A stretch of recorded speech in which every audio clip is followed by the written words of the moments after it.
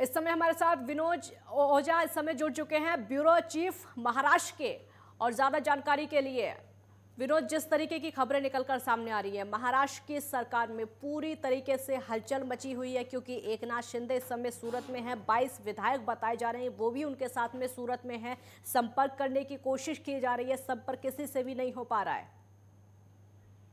जी काजल, एक बहुत बड़ा उठापटक है आज महाराष्ट्र के राजनीति में, और शायद इसकी अपेक्षा ये सरकार को रही नहीं होगी।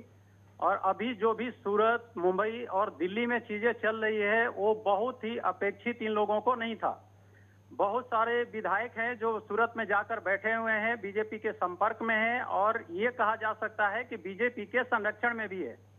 अभी राष्ट्रवादी पार्टी ने ऑलरेडी अपने विधायकों की एक मीटिंग बुलाई थी। विधायकों की उनकी मीटिंग खत्म हो गई है, उनसे भी बातचीत हुई है। और राष्ट्रवादी का सीधा सीधा कहना है कि ये शिवसेना का मैटर है। चूंकि शिवसेना के विधायक हैं तो उद्धव ठाकरे इस पर संज्ञान लेंगे और वो संभालेंगे। लेकिन जिस तरीके का पार्टी में इस समय भूचाल मचा हुआ है, एनसीपी कुछ भी बोलने को तैयार नहीं है। एनसीपी का कहना है कि ये पार्टी का आंतरिक मामला है। और खबर ये भी है कि कोई आपात बैठक चल रही है उद्धव ठाकरे की। उद्धव ठाकरे की बैठक चल रही, बैठक उनकी अभी खत्म हो गई है। राष्ट्रवादी की भी बैठक हुई है, उनकी भी बैठक खत्म हो गई है।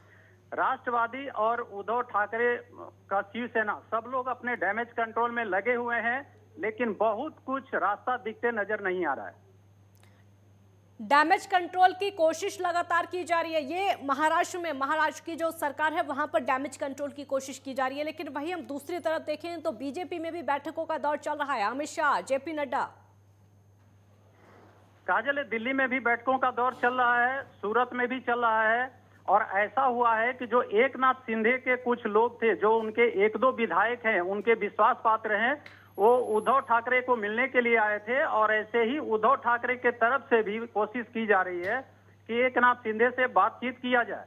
लेकिन दोनों बातचीतों में कुछ भी निकलकर अभी सामने नहीं आ रहा है, और दोनों बातचीतों का कुछ भी हलचल भी पब्लिक को देखने को नहीं मिल रहा। अचानक से ऐसा क्या हुआ कि एकनाथ शिंदे सूरत पहुंच जाते हैं, 22 विधायक भी उनके साथ में सूरत पहुंच जाते हैं? क्या इस बीच में महाराष्ट्र की सरकार में कुछ ना कुछ चल रहा था? क्योंकि बताया ये भी जा रहा है कि तीनों पार्टियां, शिवसेना, कांग्रेस, एनसीपी, तीनों ही पार्टियों से वो नाराज थे।